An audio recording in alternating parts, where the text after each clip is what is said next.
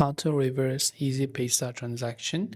If you'd like to reverse the EasyPaisa transaction, now normally if you want to reverse a transaction, you can just try to contact the recipient that you sent the money to, maybe accidentally, and then just let them know that you'd like a reversal.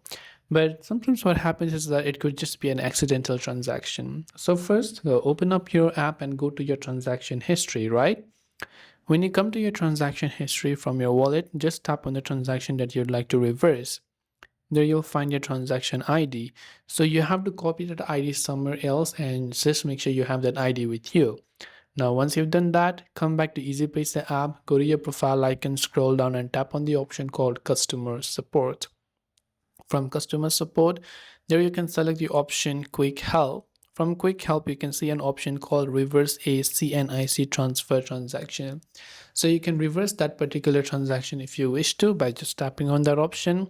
And once then, you can simply go ahead and then load the earlier transaction, paste the ID, and then just give details as to why you'd like to reverse a transaction.